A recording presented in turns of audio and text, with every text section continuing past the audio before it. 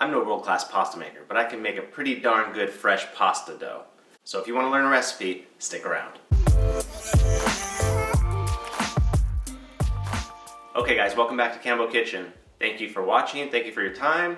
And as always, I have a wonderful action-packed video for you this week, and it's a fresh pasta dough recipe. So why make fresh pasta dough? Well, for one, it's very easy, right? It's very easy and it tastes so much better than the store-bought pasta. With this recipe, it takes 20-30 minutes. You have a wonderful fresh pasta dough. It knocks the socks off of that dried store-bought stuff. Although sometimes that's okay, it's just not as good as the fresh stuff. And this recipe is so easy, so delicious, and I really hope you enjoy it. Okay, so for the first step, what we're gonna do is weigh out our flour. I use 00 flour. It's a specific type of flour that's used for pastas and pizza. It works really well. It has a good amount of gluten in it, so it gives that pasta a really nice chew. So I weigh out 225 grams. This recipe makes about 4 nice portions. You can double this or triple this if you need to. Now we're going to add egg yolks to the flour. I add 9 large egg yolks right into that bowl of flour. I'm also going to add a little bit of olive oil. I add 1 tablespoon of high quality olive oil, extra virgin, and I add about 3 tablespoons of filtered water. I use a fork. I can just kind of get it mixed together with a fork. Some people do this right on the table. I like to do it in a bowl. It's less messy and it's just a little easier for me. So once it comes together like so, now we're going to knead it, which means you're going to work the dough by hand on the work table for a long period of time. So add a little flour to your workbench or your table, whatever you're using. Scrape that dough out and use the heel of your hand and just smash it into the workbench. So it's going to come together. It might seem a little weird at first, but just keep on working it. Once it forms a nice ball like it's starting to do there, that's just the start. So from there, continue to knead for about 10 to 15 minutes. This is crucial. Otherwise your pasta is going to be really, really soft and it's not going to taste as good. This activates the gluten. It gets it a little chewier. It has great texture. So it should look like this, like a beautiful smooth ball after about 10 to 15 minutes. That's exactly what you want. And now we're going to rest it for 30 minutes. Now, if you don't rest this pasta dough, when you roll it out, it's really going to shrink up and act really funny. So you want to make sure that you rest your pasta dough. Let that gluten just kind of relax. Now break out your fancy new pasta machine you got from the Goodwill for $7. Hook it up to the table. Flour your workbench. And I just work half batch at a time. Add a little flour to the bottom, a little flour to the top. And we're just going to flatten it out so it can fit through the pasta machine on the widest setting. We're just going to run it through the widest setting one time. You could even do it twice.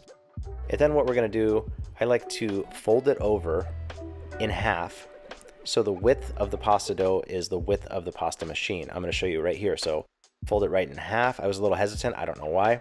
And I rotate the pasta, and the width of that pasta dough is the width of those rolling pins in the machine, and you get nice, thick, beautiful, uniform pasta sheets.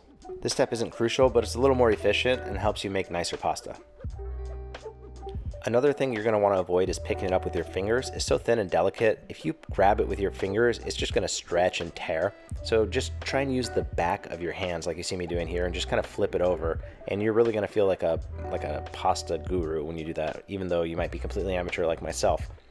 Make sure you add plenty of flour. Use the back of your hands, flip it over, and then just lower the width of the rollers until it gets thinner and thinner. I go second to thinnest. I don't like all the way thin. I think that's a little too much, but you can experiment. Really, it's up to you. However thin or thick you want to do it, completely up to you. Like if I was doing a lasagna, I'd leave it a little thicker. I'm doing tagliatelle, so I'm doing it thinner. And this is what you're left with, a beautiful sheet of pasta dough. Now to make it easier to work with, I cut it in thirds, and you see me right there flouring. Flouring is crucial. You don't want this pasta to stick. And most machines come with cutters like this. This is a fettuccine and a tagliatelle cutter.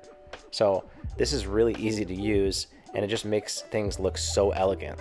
So I'm going to use a tagliatelle, which is like a small little fettuccine. Beautiful pasta, especially when it's fresh. It's just gorgeous. I love it. And I'm just going to run one of those sheets right through that cutter and it's just going to cut beautiful strips of pasta like you see there. I'm going to do this with the remaining sheets. I'm going to add a lot of flour to the pasta. Oh, it got stuck there. Don't worry about that.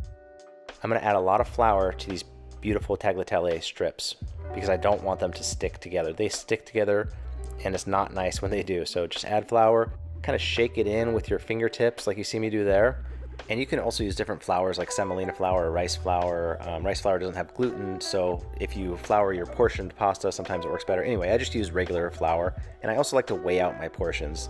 This isn't necessary, but it's just a little nuance, especially when you're plating up like 2 or 3 bowls of pasta at your house. People are gonna be like, wow, you're really good. You can portion really well, and it looks really professional, and it looks really nice and consistent. So that's just a little trick I like to do as well. Okay guys, that's the video. I hope you enjoyed the recipe. Leave a comment down below if you have any questions. Hit a like, hit a subscribe, and what's your favorite pasta to eat? Leave that in the comments below, and I hope you guys have a wonderful day. Thank you for watching, and we'll see you next time.